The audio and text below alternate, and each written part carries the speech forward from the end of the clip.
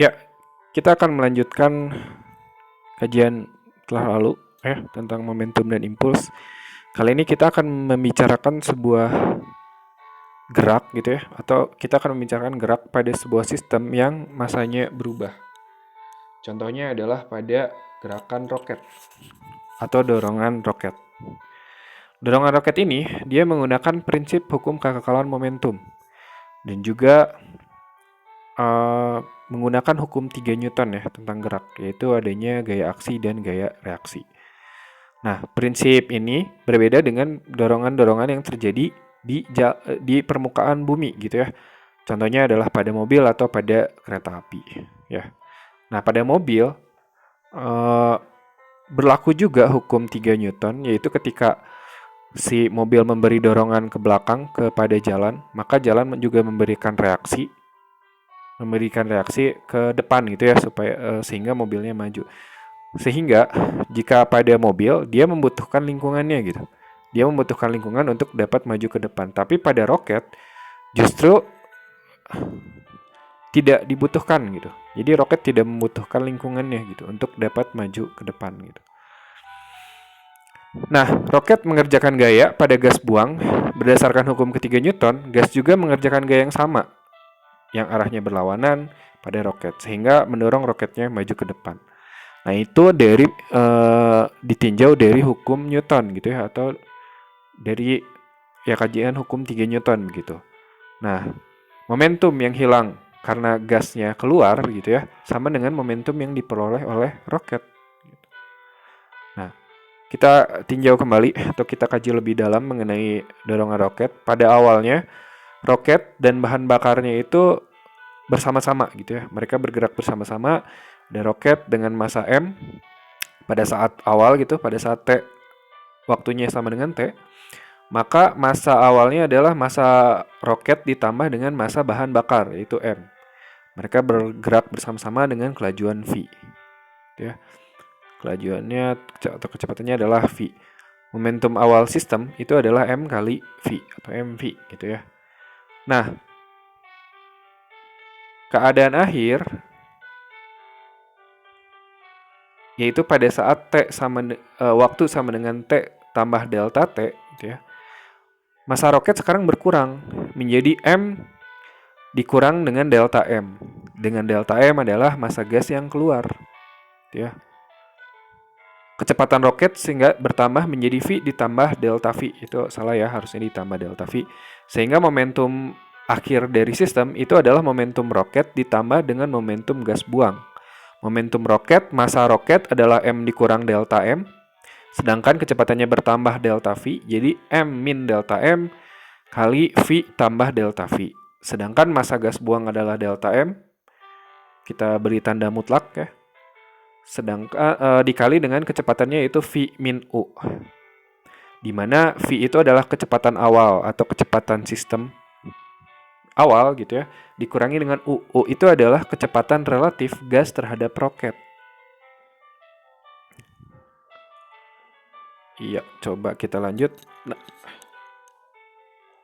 Oke, berdasarkan pengertian impuls sebagai perubahan momentum, F gaya eksternal dikali dengan delta T sama dengan perubahan momentum, yaitu momentum akhir dikurangi dengan momentum awal.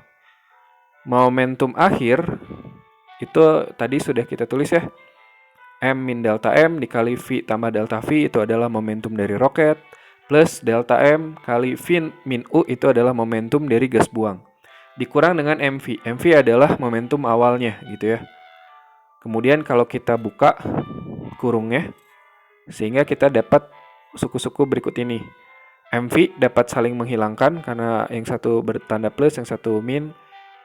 Yang juga dapat saling menghilangkan adalah delta M kali V ya. Sehingga, nah, jika waktunya sangat kecil atau delta T-nya sangat kecil, maka delta M kali delta V bisa kita anggap dia mendekati 0 gitu ya. Karena delta M itu bilangan yang kecil, delta V juga bilangan yang kecil, jika dikali maka mereka akan sangat kecil, sehingga mendekati 0. Sehingga suku-suku yang tersisa adalah M kali delta V dikurang delta M kali U gitu ya. Nah, sehingga kalau kita pindahkan ruas delta T-nya ke bawah, jadi seperti ini. M delta V per delta T min U delta M per delta T. Nah, untuk selang waktu mendekati 0, maka delta M per delta T bisa kita ganti ya, atau kita bisa samakan dia dengan DDT dari M untuk limit waktu mendekati 0. Sehingga gaya eksternal adalah M dV dt min U dm dt. Kalau kita pindah ruaskan U dm dt ke ruas kiri, nilainya menjadi plus, sehingga kita dapat persamaan akhir F eksternal tambah U ddt dari M sama dengan M ddt dari V. Ini disebut dengan persamaan roket gitu ya.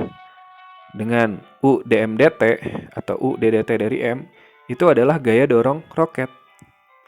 U itu adalah kecepatan relatif gas buang terhadap roketnya. Sedangkan ddt dari M itu adalah laju gaya roket itu salah ya, seharusnya adalah laju pembuangan gas gitu ya.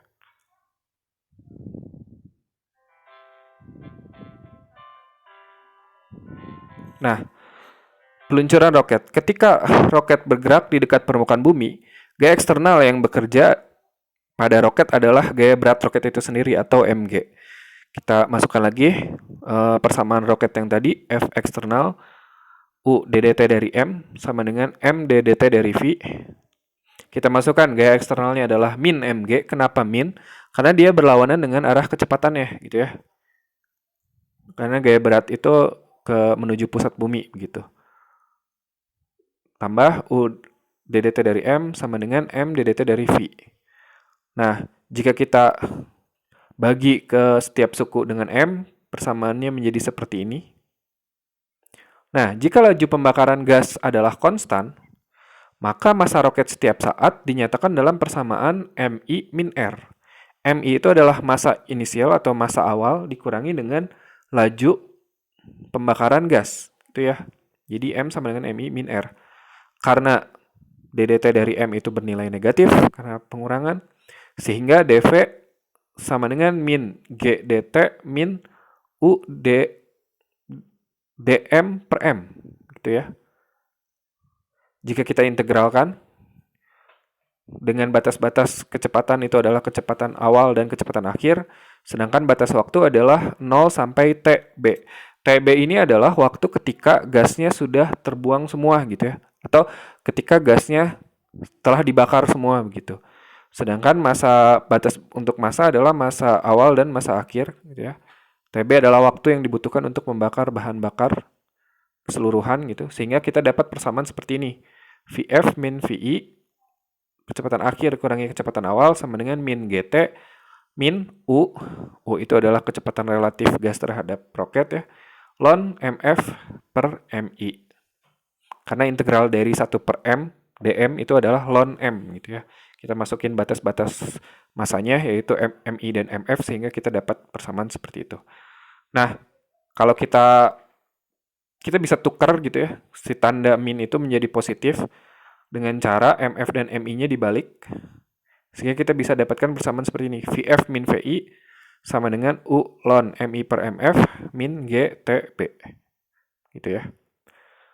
Nah, jika tanpa ada gaya eksternal, ketika misalkan si roketnya sudah berada di luar angkasa begitu ya, tanpa gaya eksternal, maka persamaan yang tersisa adalah seperti ini. VF min VI sama dengan U ln MI per MF.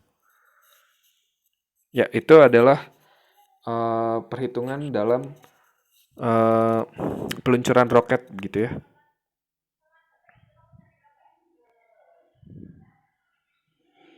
Nah, berat roket kosong atau payload itu merupakan massa roket ketika bahan bakarnya sudah habis gitu ya. Misal, jika kita memiliki massa kosong adalah 10% dari massa total, maka yang 90%-nya itu adalah bahan bakar. Maka rasio MI per MF di persamaan yang tadi itu adalah 100 per 10 gitu ya. Karena MF-nya atau massa terakhirnya atau massa kosongnya adalah hanya 10% dari massa awal. Sehingga rasio MI per MF adalah 10. Jika laju awal roket adalah 0, maka kita masukkan ke persamaan yang tadi. Vf sama dengan 2,3 dari U.